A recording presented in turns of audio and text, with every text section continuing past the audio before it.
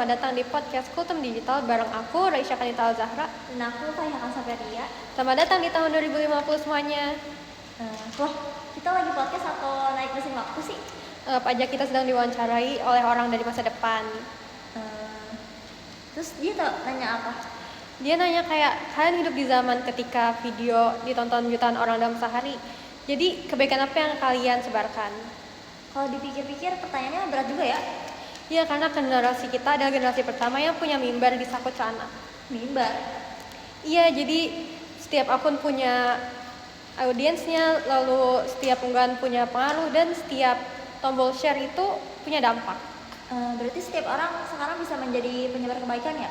Iya, atau malah sebaliknya. Maka dari itu hari ini kita akan bahas mengenai tentang ketika media sosial tidak lagi jadi tempat buat hiburan, tapi untuk media dakwah Islam. Wah, materi yang menarik. Pastinya, tapi kita nggak akan membahas materi ini berdua aja, karena kita ada 3 narasumber yang akan memberi opini mereka masing-masing. Wah, gak sabar. Kalau gitu langsung aja kali ya kita panggil narasumbernya. Ya, halo semuanya. Perkenalkan, nama aku Nabila Putri Darmawan. Perkenalkan, nama aku Maria Menjalida. Aku sekian kurang. Oke, langsung aja kita masuk ke pembahasan utamanya. Pertama, aku mau nanya nih buat Nabila. Jika merujuk pada literasi Islam, menurut kamu apa sebenarnya esensi dari dakwah itu, dan mengapa konvergensi ke media sosial ini menjadi sesuatu yang tidak bisa dihindari? Oke, pertanyaan cukup menarik ya, dan kayak topik ini sangat relevan buat kita anak muda. Oke. Dari teori dakwah itu sendiri tuh sebenarnya jadi sebenarnya dakwah itu istilahnya kayak untuk mengajak. Jadi kita itu mengajak masyarakat untuk mengamalkan ajaran Islam demi mencapai kebahagiaan dunia dan akhirat. Dan dakwah sendiri itu merupakan komunikasi profetik. Kalau komunikasi profetik adalah pola komunikasi atau pola interaksi itu berdasarkan akhlak dan sifat Rasulullah SAW. Dan hal ini bersumber dari Al-Quran dan juga Sunnah Rasul. Nah, kenapa kita mau pakai media sosial sebagai penyebaran dakwah itu sendiri? Karena seperti yang kita tahu bahwa dunia ini atau zaman inilah istilahnya semakin canggih. Jadi apa-apa itu serba digital. Bahkan kita semua pasti punya media sosial ya kan. Nah, makanya kita itu bisa menggunakan media sosial sebagai penyebaran dakwah, karena media sosial itu mampu menyebarkan konten-konten dakwah itu istilahnya lebih cepat. Jadi orang itu akan lebih cepat menangkap informasi yang tersebar luas di media sosial. Dan manusia sekarang juga mengalami istilah pola komunikasi yang udah modern. Jadi kalau dulu kayak kita mau komunikasi itu kan biasanya lewat surat, dan itu pasti kan kayak butuh waktu yang lama untuk orang tersebut menerima informasi tersebut kan. Tapi kalau lewat sosial media itu tuh bahkan kita baru ngupload misalkan 5 menit, kemudian sejam kemudian tuh udah banyak orang yang melihat. Artinya itu akan mempermudah kita dalam memperluas konten dakwah itu sendiri. Makanya lewat platform digital inilah dakwah lisan maupun tulisan itu bisa menyebar luas bahkan ke daerah-daerah yang terpencil ataupun masyarakat-masyarakat yang emang kurang banyak pengetahuan soal dakwah itu sendiri. Dan ini juga tanpa batasan ruang ataupun waktu gitu. Luar biasa. Jadi media sosial ini memperluas jangkauan objek dakwah itu sendiri ya? Iya, bener banget. Jadi kayak yang tadinya dakwah itu cuman bisa dilakukan secara fisik di masjid, kayak orang-orang datang ke masjid di rumahnya, sekarang itu lebih efektif, dan ini juga bisa memperluas audiens dalam penonton konten dakwah itu sendiri. Kita sekarang langsung geser aja ya ke Delinda. Ada persepsi publik bahwa pendakwah itu cenderung kuno atau konservatif.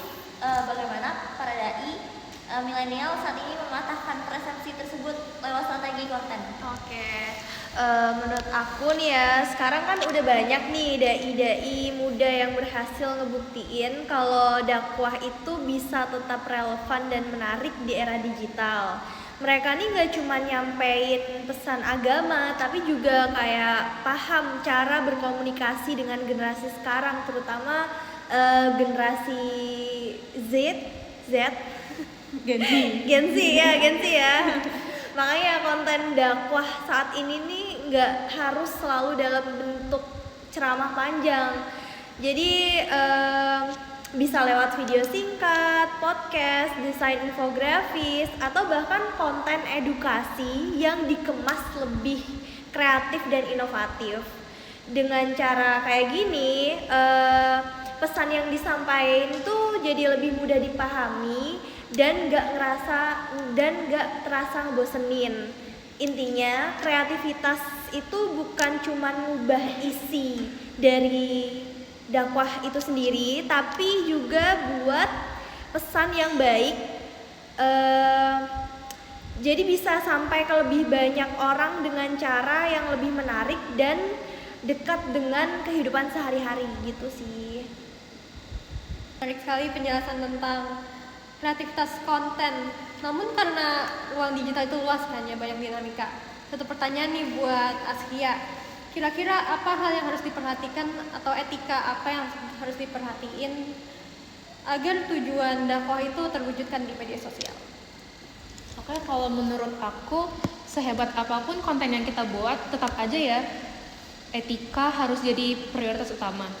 Jadi kan zaman sekarang cepat banget ya kalau buat ngirim pesan ke banyak orang atau nyebar informasi ke banyak orang dalam waktu yang singkat. Dan karena jangkauannya sangat luas, kita juga sangat perlu untuk berhati-hati dalam membagikan informasi tersebut. Jangan sampai demi mengejar viral atau untuk nambah followers banyak, kita jadi menyebarin informasi yang hoax atau yang dapat menyudutkan orang lain, dapat nimbulin konflik kan. Terus ya itu dakwah menurut Islam kan harus mengajak orang melakukan kebaikan dengan cara yang santun, gak maksa, terus jangan nyudutin pihak lain juga.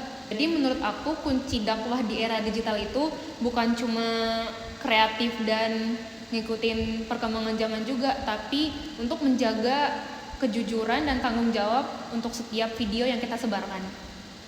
Sangat mencerahkan obrolan kita hari ini ya. Berarti dapat disimpulkan bahwa media sosial merupakan manifestasi dari kemajuan teknologi yang mempermudah penyebaran syariat Islam.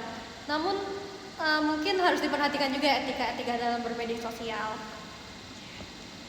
Benar sekali. Sebagai penutup, silakan dari masing-masing narasumber untuk memberikan satu kalimat kesimpulan singkat. Silakan. Oke, dimulai dari aku. Oke. Kalau menurut aku sendiri, karena ini tentang sosial media, yang pastinya kita harus menggunakan media sosial itu sebagai tempat untuk menyebarkan kebaikan dan menyebarkan hal-hal yang bermanfaat untuk kita dan untuk masyarakat. Jangan takut buat berkreasi dan ngikutin perkembangan teknologi, karena semakin menarik cara penyampaiannya, semakin besar juga peluang pesan-pesan kebaikan yang bisa menjangkau lebih banyak orang. Kalau menurut aku intinya ya, secanggih apapun teknologi dan seramai apapun media sosial, tetap gunakan untuk menyebar kebaikan dengan cara yang baik dan benar. Karena yang benar-benar ngena itu bukan yang paling viral, tapi yang paling bermanfaat.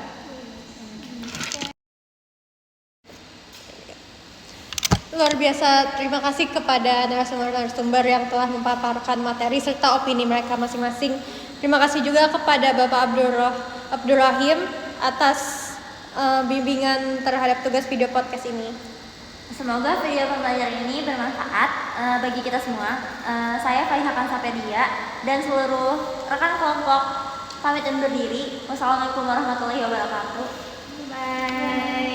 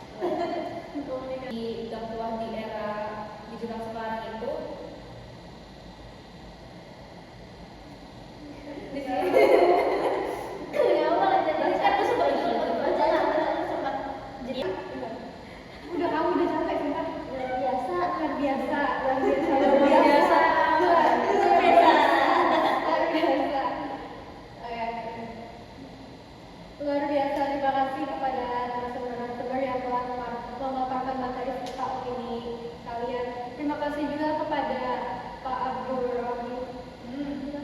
Ya,